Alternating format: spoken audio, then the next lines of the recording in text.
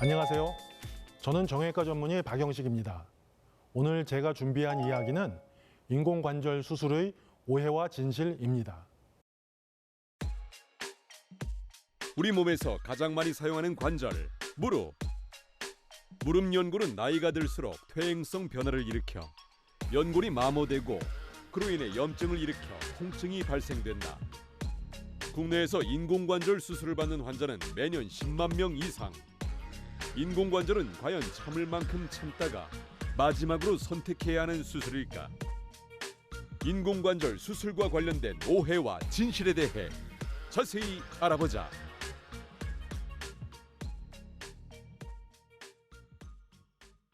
저는 정형외과 전문의 의사 생활을 한 지 한 25년 됐습니다. 근데 최근 들어서 외래에서 질문을 받는 내용 중에 좀 늘어난 내용이 하나 있어서 말씀을 드리고 싶습니다. 인공관절 수술을 했는데 왜 이렇게 아프냐? 나는 못 살겠다. 당신은 좋다고 하는데 이런 얘기를 많이 듣습니다. 이거는 의사와 환자가 서로 수술의 성공에 대한 그 개념이 좀 달라서 그렇습니다. 의사는 어떨 때 성공적이라고 생각하냐면 인공관절 수술을 아주 제대로 제자리에 삽입이 잘 돼서 무릎이 잘 구부렸다 폈다 하면 성공적이라고 판단합니다. 그런데 환자는 아무리 수술이 잘 되어 있어도 아프면 성공이 아니죠. 통증이 없어야 성공이라고 생각합니다. 그래서 서로 성공에 대한 인식의 차이가 있는 거죠. 보통 통계를 보면 5명 중에 1명 정도는 수술 후에 정도의 차이는 있지만 미세한 정도부터 심한 정도까지 통증을 가지고 있다고 합니다. 수술 후 통증을 줄이려면 어떻게 해야 되는지 한번 얘기해 보겠습니다. 우리나라 인구는 지금 현재 전체 인구는 줄고 있습니다. 그런데 고령 인구는 급속히 증가하고 있죠. 그리고 45세 이상 한국인의 만성질환 중에 관절염이 1등이라고 합니다. 그래서 2032년까지는 전체 인공관절 수술 개수가 계속 증가할 것이라고 예측되고 있습니다. 주변에 보면 인공관절 수술 받는 분들이 점점 늘고 있을 겁니다. 그러면 무릎 관절의 인공관절 수술이 왜 많으냐? 한번 살펴보면 우리 하지의 관절은 대개 볼앤 소켓 조인트 굉장히 구조적으로 안정되어 있습니다. 그런데 특징적으로 무릎은 매우 불안정하죠. 위쪽에 있는 대퇴골과 밑에 있는 경골이 표면이 되게 볼록합니다. 볼록한 부분이 맞닿아 있으니 굉장히 불안정하죠. 이 안정성을 유지하기 위해서 인대, 힘줄, 연골판, 근육들이 계속 일을 하고 있습니다. 그래서 연골 손상도 많고 퇴행성 관절염이 다른 관절에 비해서 압도적으로 많습니다. 퇴행성 관절염에 대해서 말씀드리기 전에 많은 분들이 오해를 하고 있는 것이 하나 있는데 염증이 원인이다 이렇게 생각을 하시는 거죠. 그런데 무지 많은 연골을 손상시킬 수 있는 이유들이 있습니다. 그런 이유들에 의해서 연골이 손상되면 그 손상된 연골이 무릎 속에 둥둥 떠다니다가 2차적으로 활막이나 이런 데 자극이 되면서 염증이 발생하게 되는 거죠. 그러니까 퇴행성 관절염은 염증이 원인이 아니라 오히려 결과라고 말씀드릴 수 있습니다. 그리고 외래에서 보면 가끔 나는 아픈 지 얼마 안 됐는데 왜 갑자기 나한테 퇴행성 관절염 말기라고 그러느냐. 이게 왜 그러냐 하면 연골에는 신경이 없어서 연골 손상이 어느 정도 진행될 때까지는 통증이 나타나지 않습니다. 그래서 관절염이 상당히 진행되어 있는데도 검사를 해보면 상당히 진행되어 있는데도 나 자신 본인은 전혀 모르는 경우가 많이 있습니다. 그런데 갑자기 좀 삐끗하다든지 어떤 이벤트에 의해서 무릎이 좀 다치게 되면 통증이 심하게 오게 되고 이때 병원에서 진찰을 해보면 퇴행성 관절염 말기를 진단받는 경우가 종종 있습니다. 그래서 좀 무릎이 안 좋다 싶으면 한번 꼭 검사해 보시는 게 좋겠습니다. 퇴행성 관절염은 초기, 중기, 말기 이렇게 나눌 수 있습니다. 그래서 관절염이 시작한 초기에는 약물을 쓰든지 아니면 물리치료를 하든지 아니면 무릎에 연골 주사를 맞든지 이런 주사 치료를 할 수 있고 아니면 근력 강화 운동을 하게 됩니다. 그리고 연골 결손이 어느 정도 진행된 중기 관절염의 경우에는 약이나 주사, 물리치료만을 가지고는 증상 호전이 되기가 좀 어렵습니다. 그래서 이런 경우에는 연골 재생 시술을 하게 되죠. 연골 재생 시술에는 보통 연골 결손이 있는 부위에 미세하게 구멍을 뚫어서 골수가 흘러나와서 그 골수가 연골로 변하게 만드는 미세 천공술이 있고 우리 무릎에 보면은 쓰지 않는 남는 연골이 조금 있습니다. 그 연골을 떼어다가 연골 결손이 있는 부위에 옮겨 심어주는 자가 골연골 이식술이 있고, 연골 결손 부위가 넓으면 가다가 옮겨 심는 것도 한계가 있으니까 여기를 다른 걸로 덮어줘야 되는데, 최근 들어서는 줄기세포를 이용한 연골 재생술을 하는 경우가 있고, 다리가 휘어 있으면 아무리 연골 재생을 해놔도 재생된 연골이 견디지 못합니다. 그래서 휘어 있는 다리를 똑바로 펴는 절거술을 할 수 있습니다. 근데 이렇게 중기를 넘어서 관절 연골이 완전히 닳아서 다 없어지고 그 밑에는 뼈까지 변형이 되는 경우에는 조금 전에 말씀드렸던 이런 재생술을 하게 되면 결과가 좋지 않습니다. 이때는 인공관절 수술을 하게 됩니다. 그럼 인공관절 수술은 어떻게 수술을 하는 것이냐? 퇴행성 관절염이 있는 부위 표면을 얇게 깎아냅니다. 그 깎아낸 부위에 특수합금으로 만든 인공관절을 삽입하는 것이죠. 그리고 그 사이에는 특수 강화 플라스틱으로 만든 인공 연골을 집어넣습니다. 그래서 인공관절의 목표는 통증 없이 걸어 다니는 것입니다. 무릎 꿇고 양반다리하고 뛰고 달리는 스포츠를 하는 것이 목표가 아닙니다. 인공관절 수술은 언제부터 시작하였느냐? 무릎 관절이 문제가 있어서 아프고 한 거는 아주 옛날부터 있었겠죠. 그런데 19세기부터 무릎 사이에 연골이 닳아서 없어진 거를 인지하게 되고, 그럼 그 사이에 좀 부드러운 조직을 집어넣어서 충격을 말아주면 좋겠다, 그런 생각을 가지고 돼지 방광, 근막, 아니면 내 지방, 그리고 셀로판이나 상아 같은 것을 깎아서 무릎 사이에 장착했습니다. 근데 이때만 해도 무균 처치에 대한 이해가 없었기 때문에 감염이 되어서 화농성 관절염으로 굉장히 고생하면서 결과가 안 좋았죠. 이후에 무균 처치에 대한 이해가 있고 무릎 관절의 움직임에 대한 이해가 높아지면서 인공관절이 획기적으로 발전하게 되었습니다. 1970년대에서 90년대까지 이때 가장 중요한 건 뭐였냐면, 인공관절 초기이기 때문에 인공관절을 어떻게 하면 잘 움직일 수 있느냐, 그래서 인공관절 모양을 어떻게 만들 것인가 고민을 했고, 또 중요한 것이 얼마나 오래 쓸 수 있는 것이냐가 또 중요한 문제였습니다. 그래서 인공관절 사이에 들어가는 특수 강화 플라스틱의 재질을 좀 더 개선하는 방향으로 연구가 많이 진행이 됐고, 또 인공관절이 무릎 관절에 잘 장착돼서 떨어져 나오지 않아야 되는데 이 간혹 뚝 떨어져 나오는 경우가 있었습니다. 그래서 고정을 어떻게 하면 단단하게 할 수 있느냐, 그래서 의료용 시멘트를 개발하는 것이 진행이 되었죠. 그리고 이후에 이것들이 어느 정도 해결이 되면서 2010년대까지는 어떤 것이 문제였냐면, 보니까 남녀별로 좀 무릎 모양이 다르고 백인종, 황인종, 인종에 따라서 무릎 모양이 다르더라. 그러니까 서양에서 개발된 걸 가지고 동양에 와서 사용했더니 결과가 좀 안 좋더라. 이런 거에 대한 관심이 늘어나면서 인종별, 성별에 따른 인공관절의 모양을 조금 달리하는 방향으로 발전이 이루어졌습니다. 그리고 그 이후에 현재까지는 내비게이션이나 바이오 센서나 로봇을 이용해서 조금 더 정확하고 합병증이 없는, 조금 더 정확하게 인공관절을 수술을 할 수 있는 방법을 개선하는 방향으로 연구가 진행되고 발전되어 오고 있습니다. 우리가 인공관절 수술을 할 때 언제 해야 하는 것이 가장 좋을까에 대해서 많이들 궁금해 하십니다. 보통 병원에서는 검사를 해서 말기 관절염, 퇴행성 관절염이 아주 말기까지 진행되어 있고 일상생활을 하기 어려울 정도로 통증이 심해지면 수술을 권했습니다. 그런데 최근에는 말기 관절염이 있는 건 마찬가지이지만 심한 통증이 되어서 일상생활을 할 수 없을 때까지 기다렸다가 수술을 하게 하지 않고, 통증이 좀 심해지기 시작하면 그때 수술을 하라 권유하는 시기가 좀 달라졌습니다. 그것이 왜 그런가 하면, 통증이 심해진 기간이 오래되면 이 통증을 느끼는 감각신경이 굉장히 예민해집니다.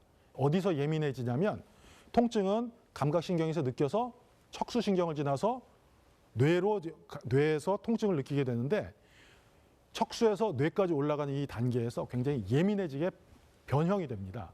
그래서 인공관절 수술을 하고 나서 통증을 느낄 수 있는 원인이 없어졌는데도 불구하고 약간의 미세한 자극에 의해서 이것을 통증으로 잘못 느끼게 되는 거죠. 이것을 중추신경 감작이라고 하는데, 인공관절 수술을 앞둔 환자를 조사해 봤더니 20에서 30%에서 이게 발견되더라.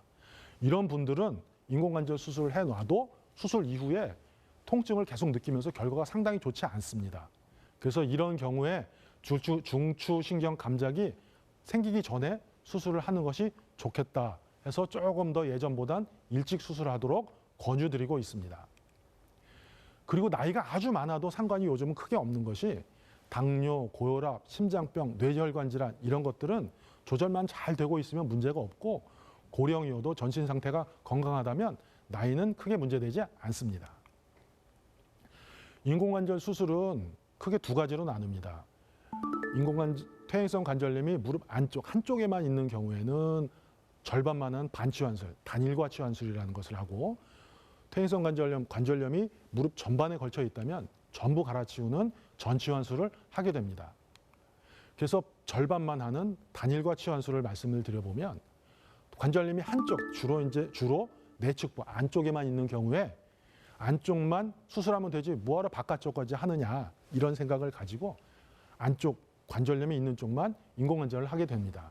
이때는 변형이 심하지 않아야 되고 무릎 안쪽만 관절염이 있고 무릎 바깥쪽은 정상이어야 합니다. 단일과 반치환술은 수술이 좀 간단하죠. 골 전체, 뼈를 깎아내는 것도 굉장히 작고 재활도 빠르고 입원 기간도 빠르고 퇴원도 훨씬 빠릅니다. 그리고 전방 십자인대를 살려놓기 때문에 수술만 잘 되면 걸어다니거나 움직일 때 주변에서 바라볼 때도 수술 받았는지 모르겠다 할 정도로 자연스럽고 본인도 수술 받은지 모를 게 깜빡깜빡 잊어먹을 정도로 굉장히 편하게 지내실 수 있습니다. 최근 논문들에서 보면 생존율이 10년에서는 98%, 15년에서는 93% 정도의 생존율을 보이고 근데 20년이 지나면 84% 정도로 생존율이 뚝 떨어집니다. 전치환술보다는 생존율이 좀 짧은 것은 사실입니다. 단일과 치환술, 반치환술은 수명이 대략 15년 정도로 보고 있습니다. 그래서 젊은 나이에 단일과 치환술을 하고 나이가 좀 더 먹어서 한 70대, 80대 되어서 추후로 전치환술로 인공관절로 바꿀 수 있다. 그렇게 하는 것이 좋겠다 해서 젊은 나이에 하는 경우가 있고 아니면 15년 정도는 충분히 쓸 수 있으니까 아주 고령에서는 전치환술보다는 위험이 조금 더 적은 반치환술을 하는 경우가 많이 있습니다.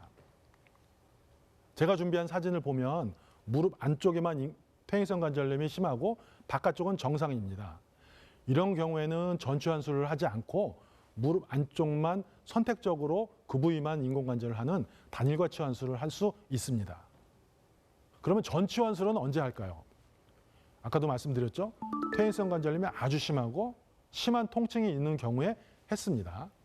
그리고 나이가 고령인 경우에 합니다. 보통은 요즘 같은 경우에는 70대 이후를 말하고 있습니다. 그런데 60대 이하, 그러니까 젊은 나이, 그러니까 보통 20, 30대 젊은 이런 게 아니고 인공관절에서 젊은 나이는 60대 이하를 말씀드립니다.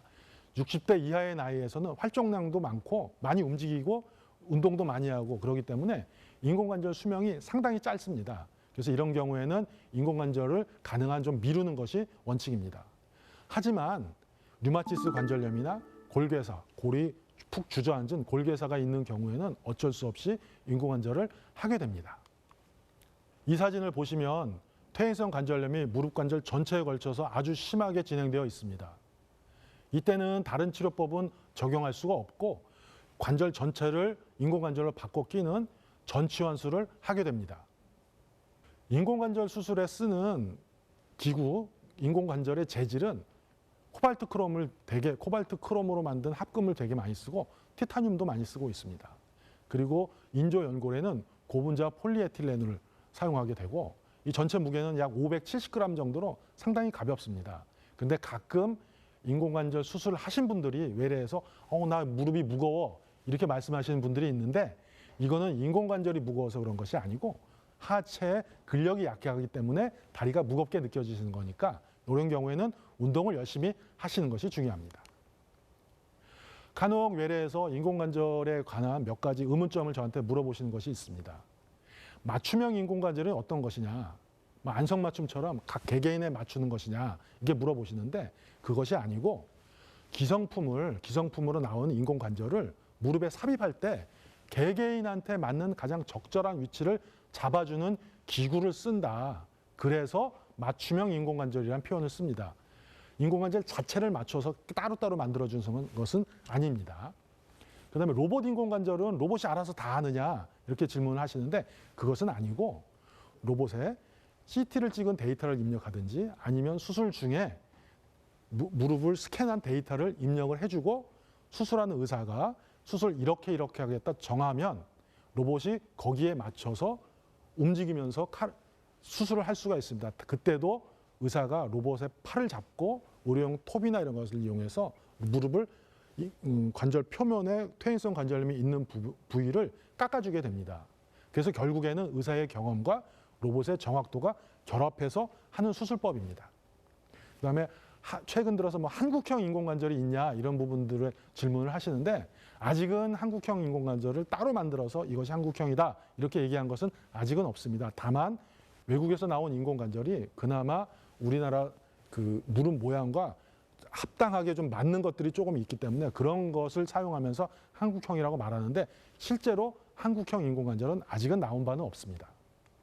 마취 중에 깨는 경우가 있는데 이러면 어떡하느냐 이런 걱정을 하시는 분이 있습니다.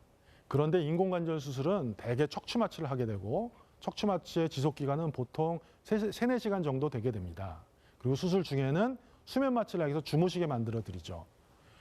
대개 마취가 깬다는 거는 척추 마취가 깬다는 것이 아니고 주무시다가 의식이 돌아오는 것으로 수술장에서 들리는 수술 소리가 들리는 것이죠. 그러면 이제 걱정이 되고 무섭고 그렇게 되는 것입니다. 그러니까 통증이 돌아오는 것은 아니기 때문에 너무 걱정하실 필요는 없습니다.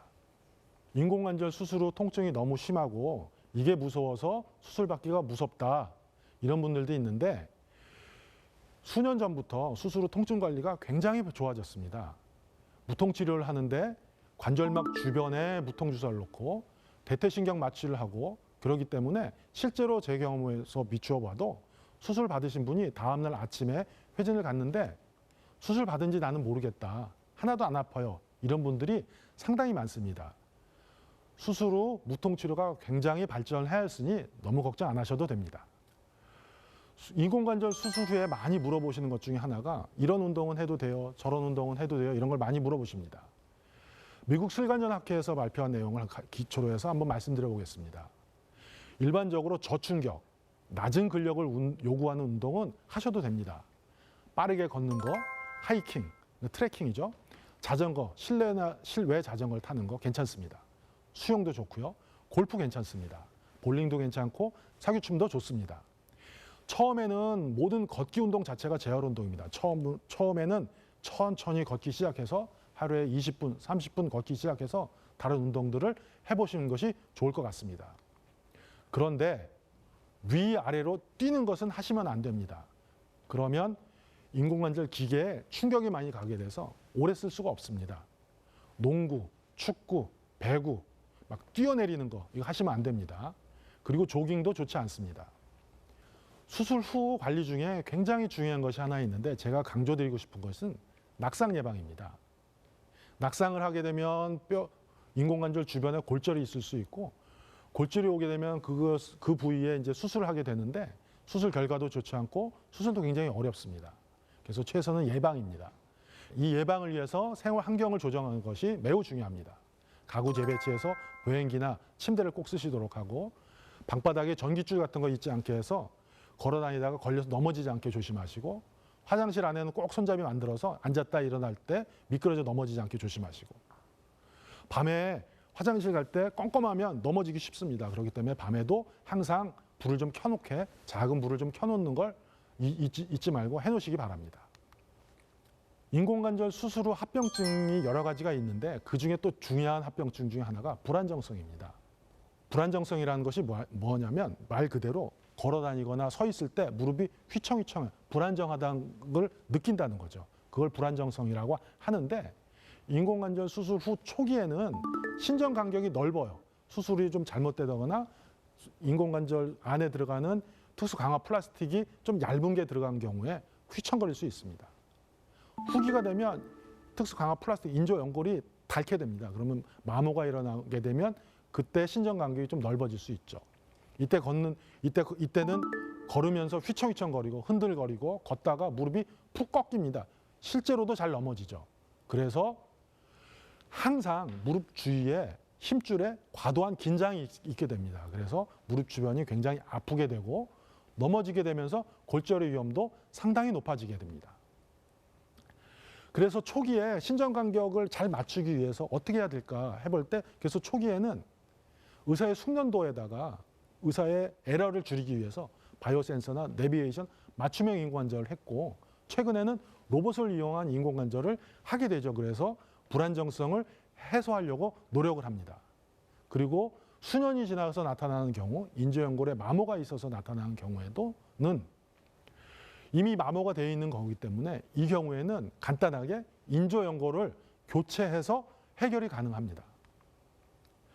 인공관절 재수술이라고 하면은 굉장히 우리는 어렵다고 생각을 하시죠. 사실 인공관절 재수술이 처음 수술하는 것보다 어려운 건 맞습니다. 출혈도 많이 되고, 이거는 인공관절을 완전히 다 제거하는 경우가 그런 것이고, 인조연골, 부품만 교체하는 경우에는 수술 시간도 짧고 출혈도 거의 없고 회복도 훨씬 빠릅니다. 그러니까 인공관절 수술 그 자체보다 훨씬 간단하기 때문에 너무 겁먹으실 필요가 없다는 얘기이고, 정말로 불안정이 있고 인조연골이 얇아서 그런 건지는 경험 많은 의사에게 꼭 진찰을 받아보시기 바랍니다. 인공관절 수술을 기왕에 했고 인공관절의 수명을 좀 늘리려면 어떻게 해야 되느냐?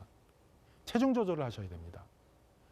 체중이 1kg가 늘어나면 이렇게 가만히 서 있을 때 무릎 속 안에 압력이 3kg가 늘어나게 되고, 걷게 되면 보통 많게는 10kg 이상이 압력이 늘어나게 됩니다. 체중이 10kg가 늘면 무릎 속 압력이 100kg가 늘어나는 거죠. 체중 조절하셔야 됩니다. 그리고 두 번째, 근력 강화 운동을 하셔야 됩니다. 무릎은 굉장히 불안정한 관절이기 때문에 근력이 약하면 무릎이 덜렁덜렁 흔들립니다. 그러면 인공관절의 마모도 더 많이 일어날 수 있고 통증도 더 심해질 수 있습니다. 그래서 근력 운동을 열심히 하시면 무릎이 단단하게 잡히기 때문에 무릎의 추가 손상도 막을 수 있고 통증도 줄일 수 있습니다. 그리고 세 번째, 생활 습관을 교정하시는 게 중요합니다. 넘어지지 않도록 항상 주변 정리 잘 하시고, 그리고 감염 관리 잘 하시고, 쪼그려 앉는 거나 무릎 꿇는 장작 항상 피하시고 생활 습관의 교정을 하시는 것이 중요합니다.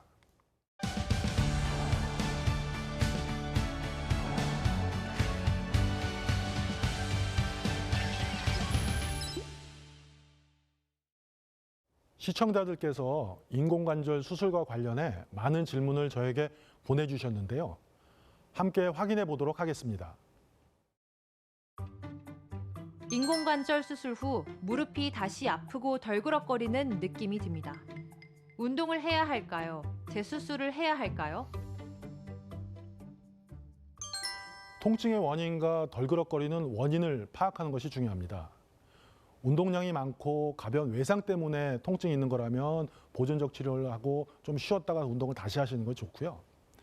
마모가 심했거나 아니면 인공관절이 좀 빠져서 어긋나 있거나 아니면 염증 때문이라면 결국엔 재수술을 하실 수밖에 없습니다. 통증의 원인을 정확히 파악하시는 것이 중요합니다. 인공관절 수술을 해야 하는데 다리 꺾기가 두려워 수술을 미루고 있습니다. 다리 꺾기를 할 때 마취를 하고 할 수는 없나요? 물론 할 수는 있습니다.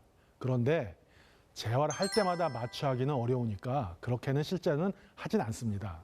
그리고 최근에는 수술 기법이 좋아지면서 무릎을 구부리는 것이 예전처럼 그렇게 어렵지 않습니다. 그러니까 너무 걱정 안 하셔도 됩니다. 인공관절 수술을 한 지 2개월째인데 앉았다 일어날 때 통증이 있어 병원에 갔더니 프룰로 주사를 맞아보자고 합니다. 프룰로 주사가 정확히 뭔가요?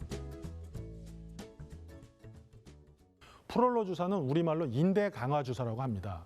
고농도 생리식염수를 인대 부착부에 주사해서 손상된 인대의 재생을 도와 통증을 줄여주는 주사입니다. 그런데 인공관절을 한 무릎에는 주사를 안 맞는 것이 좋습니다. 주사 잘못 맞다가 감염이 되면 인공관절 재수술을 해야 될 수도 있기 때문입니다. 부득이하게 맞아야 될 경우가 생긴다면 소독을 아주 철저히 하고 맞으시길 바랍니다. 형편이 어려운 어르신의 경우 보건소와 의료급여 혜택으로 수술비 지원을 받을 수 있다고 하던데 사실인가요? 네, 그렇습니다. 긴급 의료 지원이 있는데 지방자치단체나 의료보험공단에서 저소득층 지원 사업이 많이 있습니다. 알아보시고 혜택을 받으시는 것이 좋겠습니다. 병원에 따라서는 사회사업팀을 운영하는 곳이 있기 때문에 이런 곳에 문의하시면 자세한 안내가 가능할 겁니다. 무릎 관절에 좋지 않은 자세하면 많은 분들이 쪼그려 앉기 안 좋죠 라고 이야기합니다. 그런데 양반 다리나 다리를 꼬고 앉는 자세도 허리 관절뿐 아니라 무릎 관절에 좋지 않습니다. 그리고 과체중도 무릎 관절에는 좋지 않습니다. 건강한 관절을 관리하기 위한 노력, 지금 이 순간부터 시작해보면 어떨까요? 오늘 저의 이야기가 여러분들이 행복한 삶을 살아가는데 도움이 되었길 바랍니다. 감사합니다.